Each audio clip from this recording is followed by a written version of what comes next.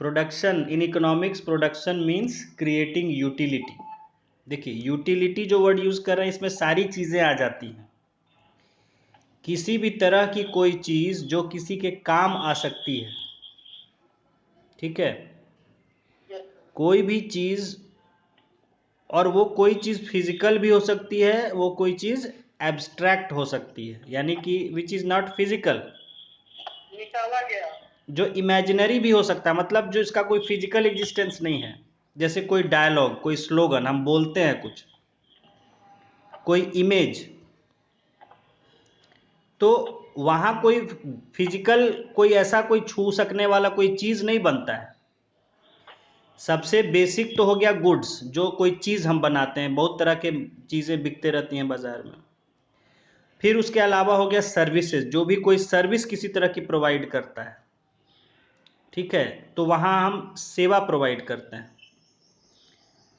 उसके अलावा बहुत सारी चीजें हैं, जैसे एडवाइस, ठीक है।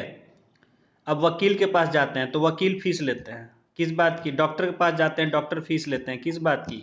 वो अपने एडवाइस की फीस लेते हैं। वो हमें कोई चीज देते हैं क्या? नहीं। उनको हम कहते हैं सर्विस, कि ठीक है वो अपना हमें नॉलेज, अपना एक्सपर्टीज प्रोवाइड कर रहे हैं कि हाँ आपको ये बीमारी है, ये दवा खा लीजिए ठीक हो जाइएगा। हाँ आपका ये शिकायत है, आप ऐसे ऐसे इसमें कोर्ट में केस लड़िए, आप ये फिर वो आपका वकालत करेंगे और आप केस जीत जाते हैं। वो अपना सर्विस प्रोवाइड करते हैं। तो ये सर्विस भी, या कोई भी चीज हो सकता है जो किसी के भी फायदे की है, समझ गए? तो ऐसी ऐसी कोई भी जो किसी के काम आ सकने वाली चीज, इसको हम कहते हैं यूटिलिटी। और यूटिलिटी का क्रिएशन ही प्रोडक्शन है। जैसे मैंने आपको उदाहरण दिया कि चलिए ठीक है, डॉक्टर के पास आप जाते हैं तो आप उससे सर्विस लेते हैं, वकील के पास आप जाते हैं सर्विस लेते हैं। लेकिन जैसे मैंने कहा कि भाई शूटिंग मूवी कोई हम देखने गए और वहां सलमान ने गॉगल्स पहन लिया, अब वो गॉगल्स पहने हुए दिख गया, अब सबको, जितने यूथ है सबको क्रेज चढ़ गया, अब हम वही गॉगल्स पहनेंगे, जाए बाजार हमको वही गॉगल्स दो, सलमान वाला गॉगल्स दो भाई। तो उसने क्या किया, मेयर, उसने एक पहनने के अपने एक्शन से, उसने एक सीन में पहन के गॉगल्स आ गया, उससे एक यूटिलिटी क्रिएट कर दिया उस गॉगल्स के लिए। और वो गॉगल्स मनमाने दाम पर बिकेगा, भले ही वो 10 रुपए का गॉगल्स हो, लेकिन वो 100 रुपए, 200 रुपए, 1000 रुपए, 10,000 में बिकेगा, जैसा जिसका डिमांड, जिसके पास जैसा पैसा देने का शक्ति। अब पेंटिंग होता है, पेंटिंग, पेंटिंग बिकता है, सुनते होंगे लाखों करोड़ों का भी पेंटिंग बिकता है। तो क्या लाखों करोड़ों पेंटिंग वाला में क्या कुछ गोल्ड से रहता है, कुछ डायमंड से रहता है? नहीं, ऑर्डिनरी कलर ही होता है। लेकिन वो जिसको पसंद है वो उसको लाखों देने के लिए भी तैयार है, करोड़ों देने के लिए भी तैयार है। जिसको नहीं पसंद है, जो रिक्शा वाले को कहे कि लो भैया ये पेंटिंग के 100 रुपया दो, क्या क्या करेगा पेंटिंग के 100 रुपया में? हम खाना खाएंगे, ये तो 1 रुपया देने लायक नहीं है। वो उसका 1 रुपया भी नहीं देना चाहेगा, और वही कोई उसका लाखों करोड़ों भी देने को तैयार होगा, because that painting has utility for that person, but it does not have any utility for the rickshaw puller. Rickshaw वाले के लिए उस पेंटिंग की कोई यूटिलिटी नहीं है, लेकिन उस एक अमीर बिजनेसमैन के लिए उसकी बहुत बड़ी यूटिलिटी है, तो वो उसके बहुत पैसे, मनमाने पैसे देता है। तो यूटिलिटी में एक बड़ा ब्रॉड टर्म है, किसी भी तरह की चीज आ जा सकती है जो किसी के काम आ सके। ऐसी कोई भी चीज अगर आप बनाते हैं तो आप प्रोडक्शन कर रहे हैं। आप डॉक्टर से एडवाइस लेना, वकील से एडवाइस लेना भी, वो भी यूटिलिटी में है, वो भी यूटिलिटी है, वो भी प्रोडक्शन है। हाँ, उसलिए उसका भी वैल्यू ऐड होता है जब जीडीपी कैलकुलेट होता है तो, ठीक है। हाँ, क्योंकि वहां हम क्या पढ़ते हैं, डेफिनेशन आपने पढ़ा होगा कि the total value of all goods and services produce in the country in a year. हाँ, तो गुड्स भी ऐड होता है, सर्विसेज भी ऐड होता है। अब उससे भी आगे हम आगे हैं, जीवीए हम स्टडी करते हैं, ग्रॉस वैल्यू एडेड हम पढ़ते हैं, ग्रॉस वैल्यू एडिशन। अब हम गुड्स पर, हम डोमेस्टिक प्रोडक्शन की बात नहीं करते हैं अब प्रोडक्शन से भी हम आगे बढ़ गए हैं, नया टर्म आ गया है, प्रोडक्शन भी अब पुराना कंसेप्ट हो गया, अब हम वैल्यू एडिशन की बात करते हैं कि वैल्यू ऐड किया, जरूरी नहीं है कि आपने प्रोड्यूस किया। वैल्यू एडिशन क्या होता है? सब्जी वाला सब्जी बेचता है, देखते हो क्या करेगा, सब अपना चमकाने में लगा रहता है, तेल लगा के, रंग लगा के। जैसे भी। अब वो चाहे कपड़े से ही पोंछ के चमका रहा हो, चाहे और तरीके से चमका रहा हो, वो कहेगा भाई देख लीजिए संतरा जो है, जो बिना चमक वाला उदास वाला है वो सब 70 रुपये है, जो चमक वाला संतरा है 100 रुपये। तो उसने क्या किया, उसने वही संतरे को अगर चमका दिया तो उसका दाम बढ़ गया, 70 से 100 रुपये हो गया। क्या उसने कोई चीज पैदा की? नहीं। क्या उसने कोई सर्विस पैदा की? नहीं। तब भी संतरा ही खिलाएगा, तब भी संतरा ही खिलाएगा, लेकिन उसकी यूटिलिटी बढ़ गई। देखने वाला खुश हो जाता है, वाह चमकदार संतरे हैं। उदास वाले को देख के नहीं, पुराना लग रहा है, बासी लग रहा है। उसकी सिर्फ उसकी सेटिस्फैक्शन बढ़ गई, उसकी खुशी बढ़ गई कि कितने चमक रहे हैं संतरे। ज़्यादा हरे करेले और भिंडी क्यों खरीदता है आदमी? हाँ हाँ, बहुत हरे हरे करेले है, भिंडी है, लाओ इसको मैं 50-60 रुपये भी खरीद लूँगा। और पता है तो इंजेक्शन डाल के उसको हरा कर दिया है, तो क्यों हरा कर रहा है, या रंग लगा के उसको, वो उसका वैल्यू एडिशन कर रहा है। वो रंगने से वो 40 से 70 का बिकने लगेगा, और बिना रंगे वो 40 भी देना भारी उसको लगेगा। तो लोग चाहते हैं खूब हरे हरे सब्जियां खाएं। अरे हरा हरा जो रहेगा वही ना हरा होगा, कि ज़्यादा हरा पैदा हो जाए। लेकिन तो अब प्रोडक्शन से भी आगे हम आ रहे हैं वैल्यू एडिशन पर। अब हम जी भी ये कैलकुलेट करते हैं इकोनॉमी में कितना हुआ। ठीक है, वही देखिए, ये हेवेल्स कंपनी जो है, हेवेल्स की, हवेली लाल, हवेली लाल हाँ हवेली राम, नाम। हाँ राम था। तो ये जो है, ये हेवेल्स कंपनी जो है, देखिए हवेली राम से एडिशन किया तो हेवेल्स कर दिया। हेवेल्स थोड़ा विदेशी नाम लगता है, हवेली राम में कोई नहीं खरीदता था, तो नाम चेंज करके ही उसने एक तो पहले वैल्यू एडिशन किया। नाम चेंज करके वैल्यू एडिशन किया पहले। तो अभी देखिए वो क्या करता है, उसका बिजनेस मॉडल ही है, जहां भी दुनिया में सस्ती चीज बन के बिक रही होती है उसको अपना ब्रांड लगा के बेच देता है। यहाँ थोड़ा देख भी लेता है कि ठीक ठाक हो, नेचुरल है कि जो चीज ठीक रहेगी वही बिकती है ज्यादा।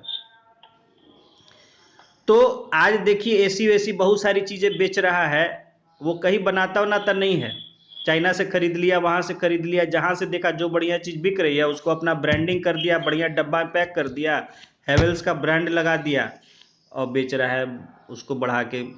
तो वो एसी जिसका वैल्यू हो सकता है 10,000 था चाइना के मार्केट में, अब वो उसको 30,000 में बेच रहा है। ठीक है, देखिए बहुत हो रहा है, रीब्रांडिंग कहते हैं इसको। आज जितना बन रहा है चीज वो सब चाइना में बन रहा है, और वो फिर अलग अलग सभी उस पर अपना ब्रांड लगा के बेच रहे हैं। देखिए हम जैसे अभी खरीदे प्रेस्टीज का ये इलेक्ट्रिक केटल है, जितने इलेक्ट्रिक केटल हैं चाय कॉफ़ी बनाने वाले सब चाइना से आ रहे हैं, सभी किसी कंपनी का आप ले लीजिए, और उसका क्वालिटी के अनुसार सब उस पर अपना अपना ब्रांड का लगा के अलग अलग दामों पे बेच रहे हैं।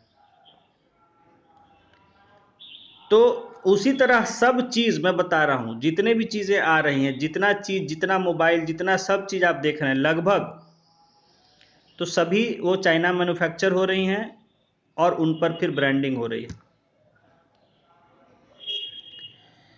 तो हेवेल्स का तो बड़ा धंधा उसने देख लिया इंटरनेशनल, वो बिजनेसमैन देखता है कि भाई वो जहाँ से मंगा लो, जहाँ जिस भी कंट्री में वो चीज़ बढ़िया से बन रही है, कम दाम वाला चीज़ ले लो, बड़ी मतलब जो रीजनेबल प्राइस पर है और ठीक ठाक भी सामान है, और उसको अपना ब्रांड लगाया हेवेल्स, और उसको और बढ़ा के दाम यहाँ, क्योंकि हेवेल्स का यहाँ इमेज है, लोग समझते हैं हेवेल्स कोई बड़ा ब्रांड है।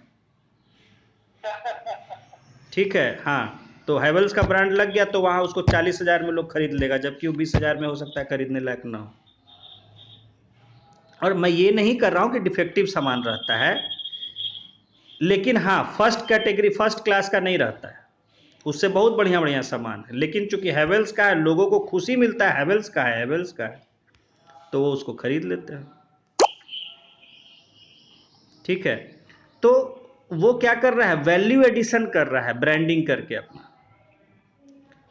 तो अब उसने क्या किया कि जो उसने 10,000 का एसी खरीदा उसको उसने 20,000 या 25,000 में बेच दिया। तो ये उसका जो वैल्यू एडिशन हो गया, 10,000 से उसका दाम हो गया कितना, 30,000 या 25,000। तो ये 15,000 जो हुआ, क्या ये 15,000 का कुछ प्रोडक्शन हुआ नहीं, सिर्फ वैल्यू एडिशन हुआ, उसका वैल्यू बढ़ गया। तो इस तरह का अब काम बहुत होने लगा है वैल्यू एडिशन का, जितना सब्जी चमकाना, फल चमकाना, ठीक है, मोहर लगा के बेचना। ज़्यादातर कंपनीज अब अपना प्रोडक्शन बंद कर चुकी है, समझे, सब यही कर रहा है क्योंकि देख रहा है कि बहुत झमेला है अपना करने में। अपना सेटअप कीजिए, अपना लेबर लगाइए, अपना प्रोडक्शन करिए, उसको प्रॉफिट में होता है, टेक्नोलॉजी लाइए, सब चीज़ लाइए, कितना झमेला का काम है। हैवेल्स कितना बढ़िया, बाहर से लिया, अपना मोहर लगाया, बेच दिया पैक करके। सब चीज़ इलेक्ट्रिसिटी का बेच रहा है, सिर्फ तार वो मैन्युफैक्चर करता है अपना, और कुछ एक आध चीज़ और बनाता है, बस बाकी सब वो ऐसे ही करता है। वो धंधा ही ऐसे ही शुरू हुआ उसका जो है। लाला के विदेश से बेचने लगा तो लोग हवेली राम का कुछ लिया कुछ नहीं लिया, लेकिन उसको लगा कि नहीं इसमें प्रॉफिट है अच्छा, तो बस उसने धंधा पकड़ लिया इसको और अपना थोड़ा ब्रांडिंग कर दिया कि सुनने से नाम लगे, विदेशी नाम लगे, तो हेवेल्स कर दिया। अब लोग सोचते हैं, जानते हैं नहीं, कौन देखने जा रहा है कि कंपनी कहाँ की है, क्या उसका इतिहास है, कहाँ से मैन्युफैक्चरिंग, कोई देखने जाता है?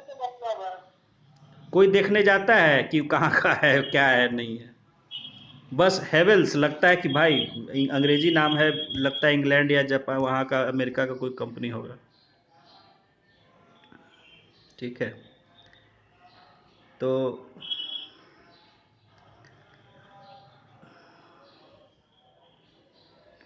ये है, तो कहने का मतलब मैंने आपको बताया वैल्यू एडिशन क्या है, समझ गए। अब यूटिलिटी से भी आगे हो गया, वहाँ अभी तक तो हम यूटिलिटी कर रहे थे कि हाँ उपयोगिता बढ़ रही थी, यानी वो काम में आ सकता था, कुछ बढ़िया हो सकता था। लेकिन अब उपयोगिता से भी आगे बढ़ के आ गया चीज़ वैल्यू एडिशन, बस उसका वैल्यू बढ़ जाता है, भले उसका उपयोगिता बढ़े चाहे नहीं। वो एसी जो है वो तो वैसे का वैसे, उसका क्या चाइना से यहाँ ला के उसने अपना मुहर लगा दिया तो उसका कुछ क्वालिटी बढ़ गया क्या?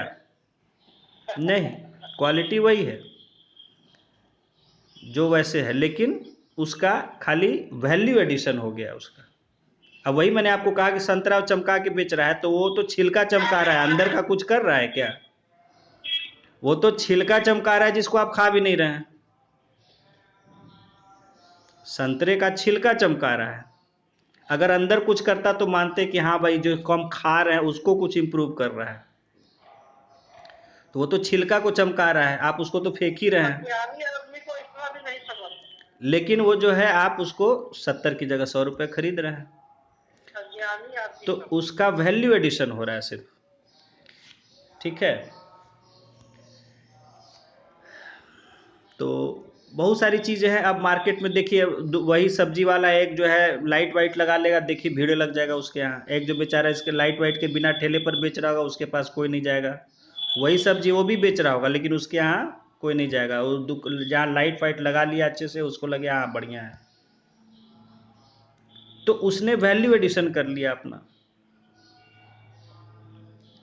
केरला में हम देखते थे कि देखिए, ये सब जो भी मैं बातें आपको बता रहा हूँ, भले आपको लगे कि हम एक एक्सपीरियंस का बात आपको बता रहे हैं, लेकिन ये बहुत ही काम की चीज़ है और बहुत सटीक बातें मैं आपको बताता हूँ, जो कि आप अपने नॉलेज में लिखने में इस्तेमाल कर सकते हैं।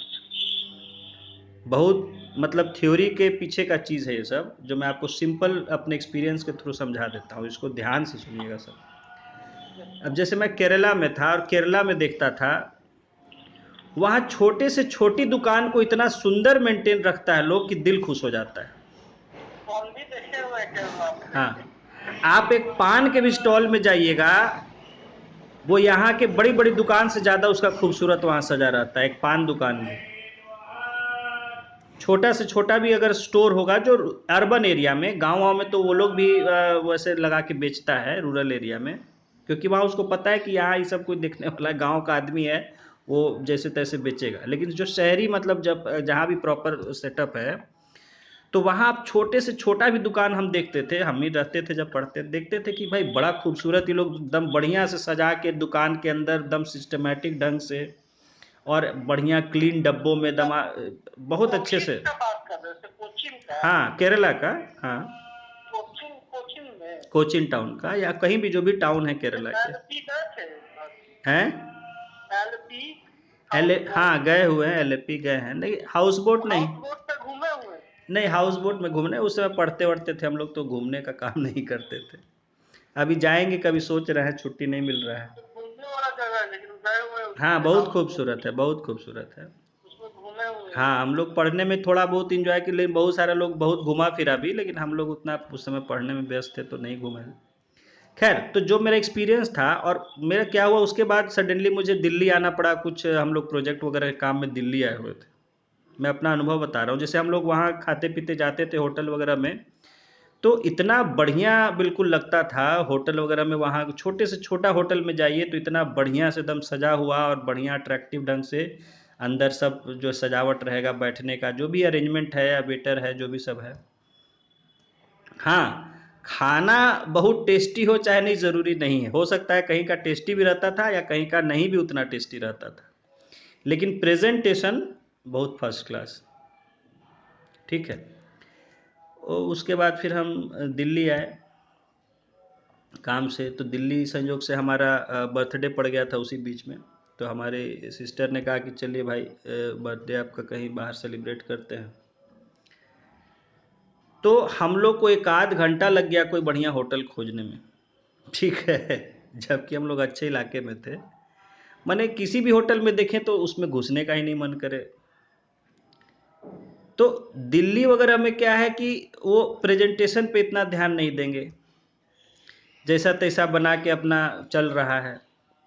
ठीक है, जो यहाँ का कल्चर है, मतलब बता जिस केरला के कंपैरिजन में मैं कह रहा हूँ, ऐसा नहीं है बिहार से तो जाइएगा तो अच्छा ही लगेगा, लेकिन मतलब एक कंपैरिजन में कर रहा हूँ। तो वहाँ मुझे बहुत सारा ढूंढने के बाद एक में कॉम्प्रोमाइज़ किया कि चलो भाई अब इसी में चलते हैं, जो भी है करना तो है ही, अब फिर कितना देर घूमते टहलते रहे। ऑटो से खोज रहे थे, खोज एक में घुसे, तो वो भी साधारण सा ही था, बैठे उठे भी साधारण सा, कुर्सी मेज वगैरह उसमें लगा हुआ था, बैठे हम लोग। हाँ खाना पीना ठीक ठाक था, अच्छा था, टेस्टी था। तो यहाँ हम तो यही हम कहे कि बताइए, तो ये होटल जितना सजा, वहाँ तो केरला में एक पान का दुकान भी इससे ज़्यादा बढ़िया से सजा के और मेंटेन रखता है। तो होटल है, इसका होटल भी मेंटेन, रेस्टोरेंट जो है नहीं लग रहा है। तो ये है एक मतलब कल्चरल या एक इकोनॉमिक डिफरेंस की बात, कि दिल्ली में क्या है कि कोई उसको, अच्छा दूसरा बात है कस्टमर ड्रिवन भी है, कस्टमर पर भी डिपेंड करता है। दिल्ली में क्या है, लोग को चाहिए खाना, तुम भले उसको सड़क पर खड़ा होकर खिला दो, उसको बढ़िया खाना चाहिए। सड़क पर भी स्टॉल बस लगा के खड़ा होकर बेचना शुरू कर दोगे और अच्छा खाना है तो भाई सब कोई आपका खरीदेगा। वहाँ उसको इस चीज़ से मतलब नहीं है कि बड़ा बढ़िया से दुकान उकान दे कर दे, उसको इतना ज़रूरत नहीं है। उसको आप एक प्लास्टिक के पैकेट में भी दे दीजिएगा, खड़े होके वो खा लेगा आराम से, उसको खा, वो देखिए ऐसा कोई खिलाएगा, बिकना उसका शुरू हो जाएगा। और दिल्ली में चलता ही है, लोग वैन लेके आता है अपना, जहाँ कहीं खड़ा कर दिया और अपना दोपहर में खाना खिलाना शुरू किया और 3-4 बजे तक खिला पिला के रैप करके चल दिया वहाँ से, और खूब बिकता है और भरा हुआ है ऐसा दिल्ली में हर जगह। मतलब जो है प्रॉपर दुकान वगैरह वो तो है ही, मतलब ऐसे ही बहुत चलता है कि बस आया अपना वैन खड़ा किया, उसमें 3-4 बर्तन में बना के वहाँ से ले आया रहता है खाना, फटाफट सबको सर्व किया और खाना लोग भर पे फटाफट लोग ने खाया, अपना खाना ख़त्म हुआ, बेच के सारा चल दिया। तो क्योंकि वहाँ के जो लोग हैं, जो कस्टमर्स हैं, उनको इसकी बहुत फिक्र नहीं है कि भाई हम बढ़िया जगह से बैठ के और बढ़िया दम पूरा मैनर से एकदम हमको अच्छा टेबल प्लेट ये सब में मिल रहा है, खाने के लिए अच्छा सेटअप है। उसको बस मतलब भूख मिटाना है, हमको खाना मिल जाए अच्छा बस, बाकी उसको न इतना टाइम है न इतना फुर्सत है। ज़्यादातर जो कह रहे हैं, ज़्यादातर लोगों की बात कर रहा हूँ, नहीं तो दिल्ली में भी एक से एक तरह के होटल है, सब है। और वहीं केरला में क्या है कि आदमी कहीं भी जाएगा अगर, तो उसको चाहिए कि नहीं हम बढ़िया से बैठे, हम कहीं चाय भी पी रहे हैं तो चाय भी बढ़िया से पिए बैठ के।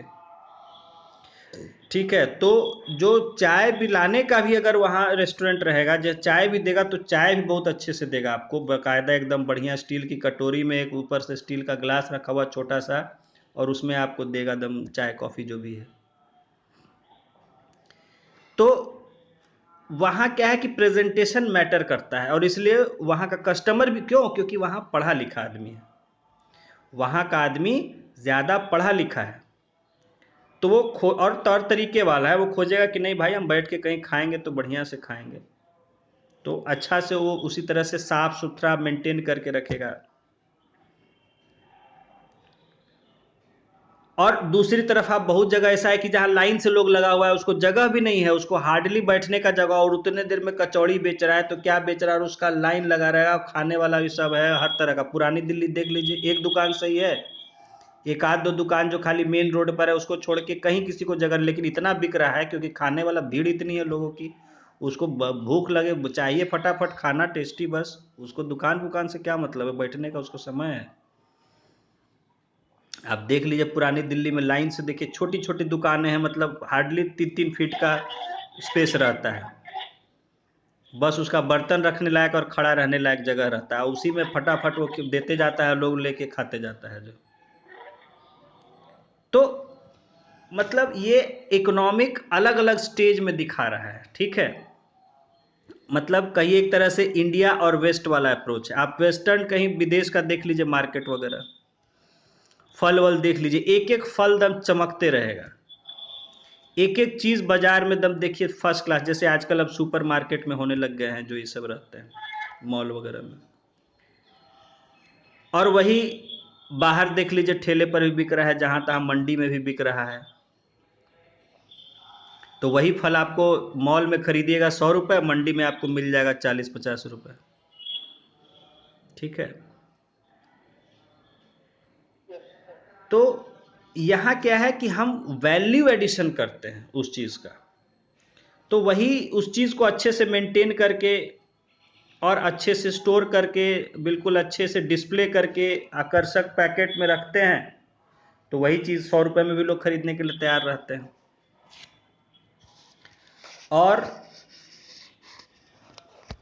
वही चीज़ जो है, आप एक बिल्कुल नॉर्मल ढंग से, ना उतना, ठीक है धूल पड़ा हुआ है तो पड़ा रहने दो भाई, क्या है, खाने वाला साफ कर लेगा खाने से पहले, उसको बेच रहे हैं तो आप उसको कम दाम में भी बेच रहे हैं।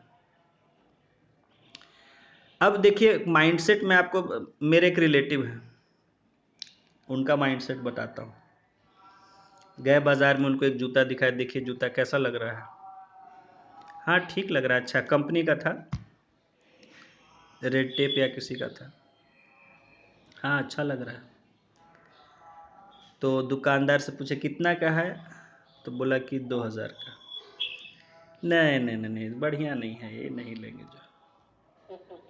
उनको क्या हो गया, नहीं नहीं ये सब। तो उनका माइंडसेट क्या है कि जब तक 6-7 हज़ार से ऊपर का जूता नहीं तो वो ठीक नहीं है। उनको ठीक लग रहा था, जब प्राइस नहीं उसका पूछे थे तो अच्छा लग रहा था, और मैंने लिया भी, अच्छा जूता है। लेकिन जब उन्हें सुन लिया कि ये 2000 का है, तो नहीं नहीं नहीं बढ़िया नहीं, नहीं लेंगे। तो many people they go by price tag और ब्रांड टैग, ठीक है, कि हाँ हाँ 10,000 का है तो हाँ अच्छा चीज़। और ऐसा नहीं कि वो पूरी तरह गलत है, होता भी है, ज़्यादा प्राइस वाली चीज़ अच्छी होती भी है, ऐसा मैं नहीं कर रहा हूँ इन जनरल, लेकिन हमेशा ऐसा नहीं होता है, ठीक है। बहुत जगह क्योंकि ओवर प्राइस्ड होता है आइटम्स, तो वो अलग बात होता है।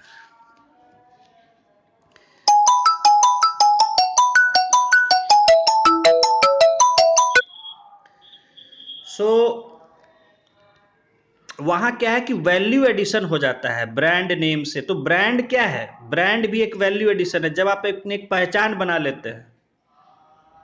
शुरू में सबको स्ट्रगल करना पड़ता है अपना नाम बनाने के लिए, मार्केट में कोई नई कंपनी आती, जब वो एक रिकॉग्नाइज्ड बन जाता है, उसको ब्रांड कहने लगते हैं लोग। अभी हम एक गए थे सैंडल, हम बोले भाई सैंडल दिखाओ, तो बोला सर ये देखिए सर स्पार्क्स का सैंडल है, ये है वो है। हम कहे तो स्पार्क्स है तो इतना काहे लगता, हमारे सामने कंपनी आया, कितना दिन हुआ इस कंपनी का, अरे सर बहुत ब्रांडेड है, ये है वो है। हम कह रहे भाई इसको पैदा होते थे इसका हम लोग खरीदते नहीं थे, लेकिन ठीक है अब उसका ठीक हो गया है, ठीक सामान बेचता है। तो वो चूंकि एक समय स्पार्क्स अभी आया हमारे सामने, हम लोग तब उसका लेते नहीं थे, लेकिन अब उसने मार्केट पकड़ लिया, ठीक ठाक सामान बनाने लग गया, बेचता है और बिकता है अच्छा। अब वो ब्रांड बन गया।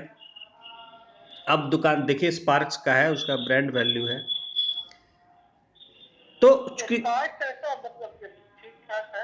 नहीं ठीक है, इट इज गुड, मतलब कैंपस भी इंडियन कंपनी है। अरे सब इंडियन कंपनी है, सब यहीं का लोकल है, लेकिन वही है कि अपना एक जो उसका पहचान बन गया। जब शुरू शुरू लॉन्च किया था तो उतना बहुत मजबूत नहीं रहता, लेकिन धीरे धीरे उसने अपना बना लिया, मार्केट में होल्ड और अपना क्वालिटी बनाया, प्रोड्यूस किया, तो चीप एंड बेस्ट में ठीक है, अच्छा है। तो वही कह रहा था, तो हम उसको बोल दिए, तो बोला सर आप तो हमको न ऐसे बोल रहे हैं, तो कंपनी का तो अपना है ना। हम कहा कंपनी क्या रहेगा लेकिन फिर हमको लगा कि भाई अब उस दुकानदार के लिए वही बड़ा कंपनी है जो है जितना में जानता है, ठीक है। तो अब वो ली कूपर और ये सब ब्रांड के बारे में वो जान भी नहीं करता है कि अब ली कूपर है तो मेट्रो है, तो क्या क्या कंपनीज है कि जिसका कि या वुडलैंड ये सब है, जो मतलब they are very premium brands.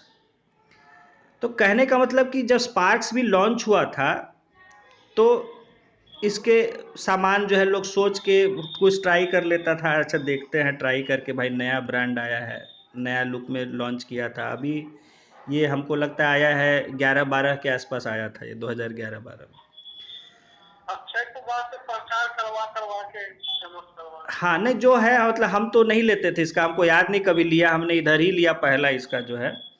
तो वही कह रहा था, तो हम उसको बोले, हम कहे हमारे सामने तो आया कंपनी कितना दिन हुआ है, लेकिन हाँ अब इसका रेपुटेशन बन गया है और अच्छा ठीक है सामान, मतलब अब इसने ठीक सब कैंपस के बराबर हो गया। हाँ डेफिनेटली।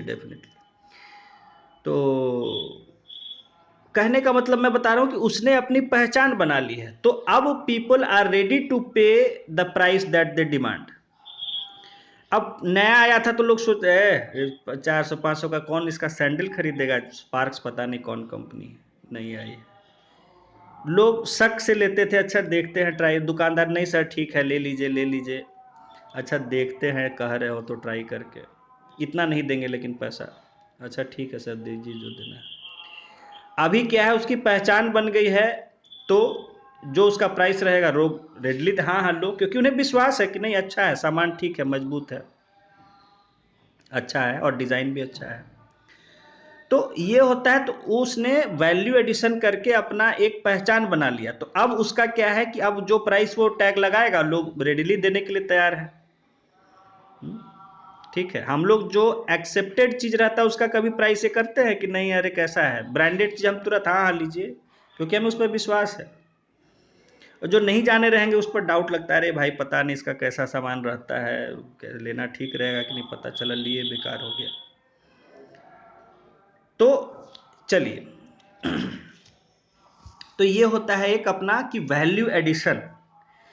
एक समय जो स्पार्क्स का लोग मुश्किल से खरीदते थे और पे करने के लिए भी तैयार नहीं होते थे, आज उसको जो मांग रहा है वो रेडीली उसका जो टैग लगा रहा है उतना देने के लिए तैयार है, क्योंकि उसने अपना वैल्यू एडिशन कर लिया, उसने अपनी पहचान बना ली। चलिए तो इसी अब आगे हम लोग थोड़ा सा प्रोडक्शन को देखते हैं। हाँ देखिए, we will try to understand production before discussing about the factors of production.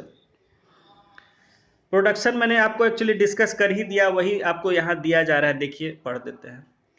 Now this is the main part of study of economics. Production he economics का मेन स्टडी होता है। What is production? Production he main है, क्योंकि जितनी भी आप देख रहे हैं कि क्या हो रहा है, कोई भी जो रोजगार है काम काज आदमी कर रहा है, वो क्या कर रहा है, कुछ पैदा कर रहा है, कुछ बना रहा है, कुछ यूटिलिटी क्रिएट कर रहा है, कुछ यूटिलिटी क्रिएट कर रहा है। तो ये गुड्स एंड सर्विसेज यूटिलिटी ही तो है ना। हाँ।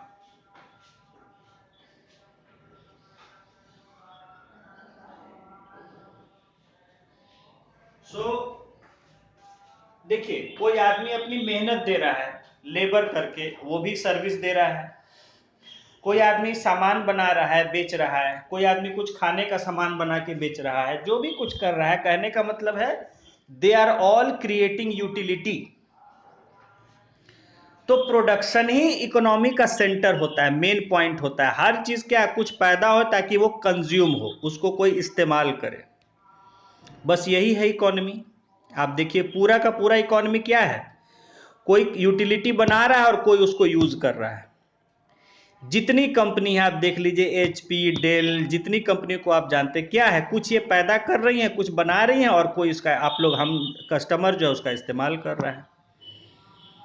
इसी में सारी इकोनॉमी है लगी हुई। माइक्रोसॉफ्ट है, सॉफ्टवेयर बनाने में लगी हुई है ताकि लोग उसका कंप्यूटर जो लोग यूज़ करते हैं उसका इस्तेमाल करें। गूगल है, यूट्यूब, जितना फेसबुक है यूज़ कर रहा है, क्या है, बस वो कुछ ना कुछ सर्विस प्रोवाइड कर रही है ताकि लोग उसको यूज़ करें। तो पूरी इकोनॉमी जो है पढ़ते हम लोग production, exchange and distribution, production, exchange and distribution, yes पढ़ेंगे। तो पहले फॉर्मल तरीका था पढ़ने का, तो अभी हम लोग प्रोडक्शन एक्टिविटी पढ़ रहे हैं फर्स्ट, इसको समझेंगे। This is the main part of study of economics.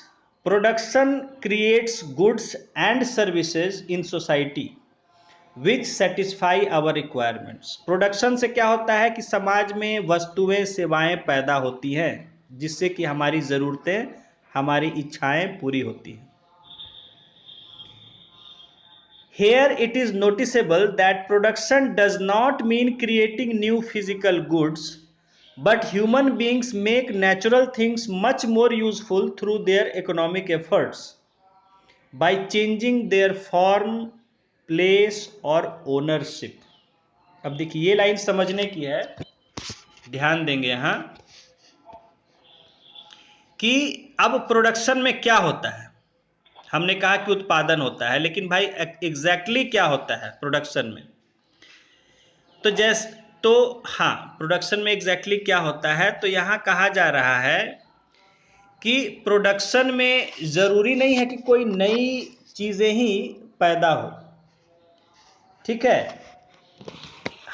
हाँ, क्या कहा जा रहा है, here it is noticeable that production does not mean creating new physical goods, but human beings make natural things much more useful through their economic efforts by changing their form, place और ownership।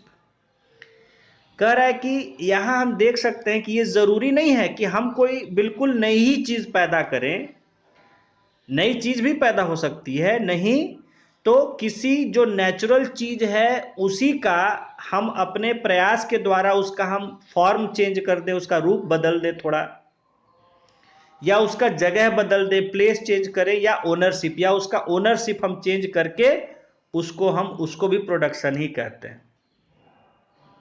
जैसे कि देखिए जितने भी carpenters हैं क्या करते हैं, लकड़ी लेते हैं और उससे कुर्सी, टेबल, फर्नीचर बना के बेच रहे हैं। क्या वो लकड़ी उन्होंने खुद पैदा किया? नहीं, वो लकड़ी था पहले से ही, पेड़ के तने में था सब जगह, उसने उसको काट लिया। जो नेचुरली एग्जिस्टिंग सब्सटेंस था, वुड इज नेचुरल, उसको उसने क्या कर दिया, उसका फॉर्म चेंज कर दिया, उसका शेप चेंज कर दिया, उस जो स्टेम से, लॉग से उसको कटिंग करके उसको बना दिया चेयर, उसको बना दिया बेड, उसको बना दिया टेबल। क्या उसने उसको पैदा किया लकड़ी को? नहीं, पैदा तो पेड़ ने किया। आदमी ने क्या किया, उस जो नेचर में एग्जिस्ट कर रहा था लकड़ी, उसको एक अच्छा शेप दे दिया, फर्नीचर का, सोफा का, बेड का, टेबल का। तो यहां क्या हुआ, सिर्फ चेंज ऑफ फॉर्म हुआ, यहां कोई नई चीज पैदा नहीं हुई। तो नई चीज पैदा जैसे होती है कि अनाज, अनाज पैदा होता है। अनाज ऐसा नहीं था पहले से कुछ था, नहीं, अनाज आपने बीज बोया, पेड़ उगा, उसमें फिर नए फल आए, दाने आए, उसको आपने फिर पका के उसको तोड़ लिया, उसको फिर बेचा, वहाँ नई चीज़ पैदा हो रही है।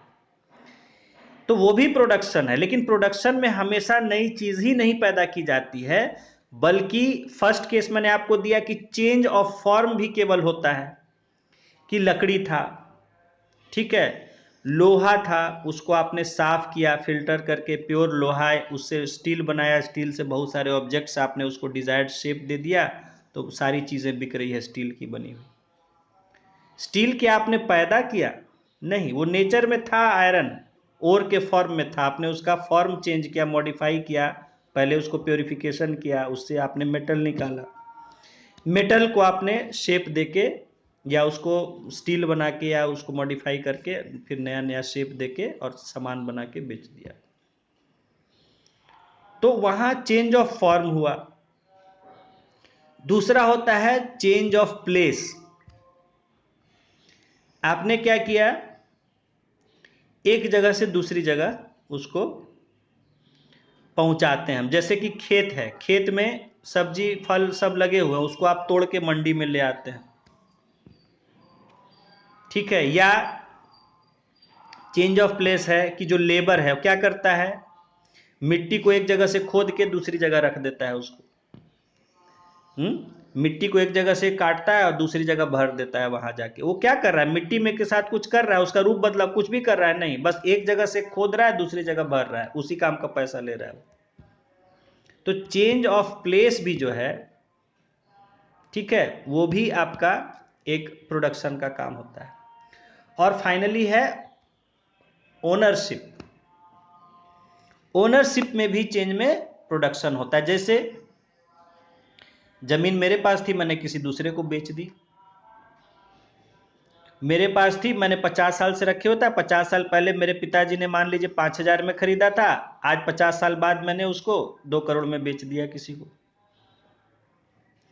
ओनरशिप में बेचा जाएगा, बिल्कुल बेचाएगा 50 साल में, क्या बात कर रहे हैं, तो जमीन का दाम से पड़ा हो गया। बिल्कुल, मैं बता रहा हूँ, यहाँ पे अभी जमीन खरीदी गई थी 20,000 में, आज वो जो है आप उसका दाम है लगभग 20-25 करोड़। अरे बाप रे। 20,000 में खरीदी गई थी, आज उसका 25 करोड़ से भी ज्यादा दाम है। तो कहने का मतलब है कि वो सिर्फ ओनरशिप चेंज हो रहा है। वो जमीन लाया था अपने साथ आदमी, जो हमारे से पहले हमको अगर बेचा कोई या हमारे पिताजी को बेचा, वो अपने साथ लेके कहीं से आया था, उसने उस जमीन को पैदा किया था नहीं, वो जमीन यहीं की यहीं रहती है, खाली उसका चेंज हो जाता है ओनरशिप। कल को मेरे पिताजी के नाम था, आज जो है बेच दिया तो किसी और के नाम हो जाएगा, फिर वो 50 साल बाद किसी को बेचेगा उसके नाम हो जाएगा, जमीन तो यहीं की यहीं रहेगी। जमीन कहीं जाता है, कहीं नहीं जाता है, सिर्फ उसका ओनरशिप चेंज होता है, but it is also production, क्योंकि जब हमने उसको बेचा तो जो उसका वैल्यू डिफरेंस आया वो भी प्रोडक्शन में काउंट होता है, क्योंकि उतना हमको इनकम हुआ। तो कहने का मतलब है कि प्रोडक्शन में हमेशा नई चीजें नहीं पैदा होती है, बल्कि वो तो होती हैं कई बार, लेकिन उसके अलावा चेंज ऑफ फॉर्म, प्लेस और ओनरशिप भी प्रोडक्शन कहा जाता है। देखिए फॉर एग्जाम्पल, आगे दे ही दिया जो हम आपको बता रहे थे। For example, when a carpenter makes a table और a chair of wood, it is called production because it increases its utility. उसका यूटिलिटी उस वुड का बढ़ जाता है, अब उसको कोई इस्तेमाल कर सकता है टेबल की तरह, चेयर की तरह। जब खाली लकड़ी था उसका इस्तेमाल नहीं हो सकता था, कोई सोफा की तरह अब जो है उस पर बैठ सकता है। The production does not mean manufacturing goods or matter but creating utility। यहाँ ये बार बार वही यूटिलिटी समझाना चाह रहे हैं कि प्रोडक्शन में हमेशा जरूरी नहीं है कि कोई फिजिकल गुड ही बनाई जाए, नई चीज बनाई जाए, बल्कि गुड भी हो सकता है, सर्विस भी हो सकता है, या और एनी अदर थिंग, और एनी अदर थिंग।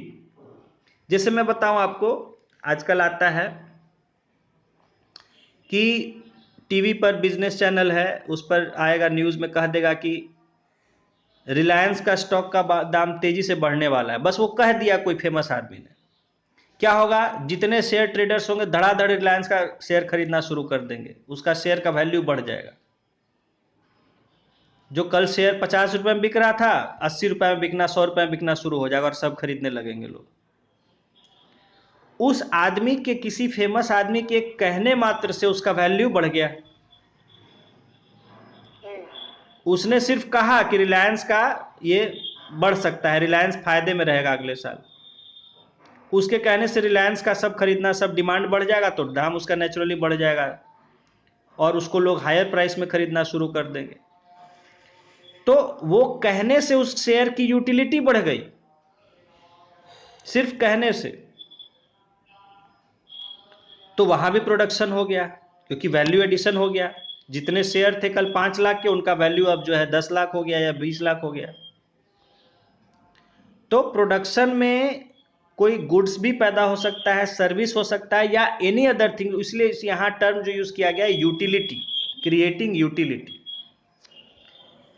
तो प्रोडक्शन, हाँ, तो प्रोडक्शन आप समझ गए। हाँ, अब आगे देखते हैं।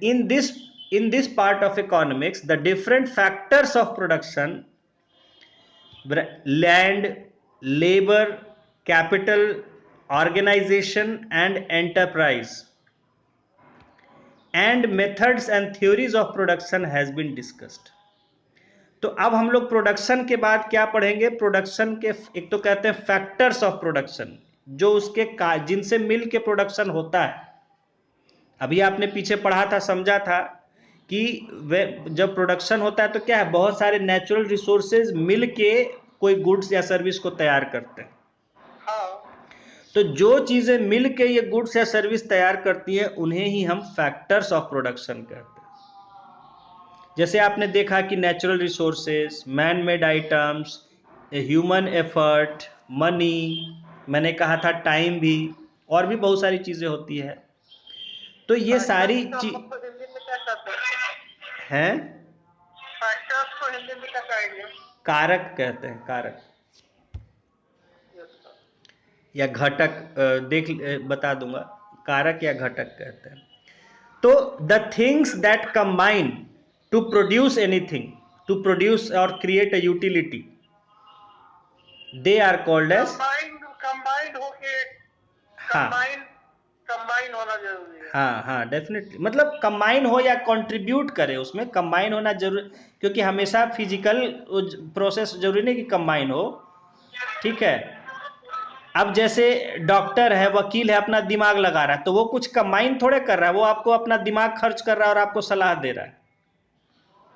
एक कंपनी चलती है तो उसमें वकीलों की भी जरूरत पड़ती है, उसके सलाह की, कैसे किया जाए, क्या किया जाए ताकि वो कानूनी रूप से सही रहें, उनके खिलाफ कोई कार्रवाई ना हो। तो वकील अपना दिमाग खर्च करता है, वो भी किसी कंपनी को रन करने में, उनके प्रोडक्शन में ज़रूरी है। तो कॉम्बिनेशन का मतलब बिल्कुल फिजिकल ही, ये नहीं कि जैसे कि चीनी या पानी मिला रहे हैं वैसे मिले, वो कंट्रीब्यूट करना चाहिए प्रोडक्शन में, उसका हेल्प होना चाहिए प्रोडक्शन में। तो all the things which combine or contribute to create a utility, they are called factors of production। और उसके बाद हुआ methods and theories of production. आगे हम लोग मेथड्स, किन तरीकों से प्रोडक्शन होता है और क्या थ्योरी है उसके पीछे, ये हम आगे पढ़ेंगे। तो आज हम लोग इतना ही रखते हैं अभिषेक, लेट हो गया है। Tomorrow we will start with the factors of production. इसको जहाँ से मैंने कहा था पूरा नोट कर लेंगे और आगे का भी अच्छे से एक रीडिंग कर लेंगे। हाँ, कल रीडिंग करके आएंगे। ओके। और फीस करवा, क्या हुआ, फीस बहुत डिले हो गया इस बार? आज हो जाएगा। चलिए करवा दीजिएगा।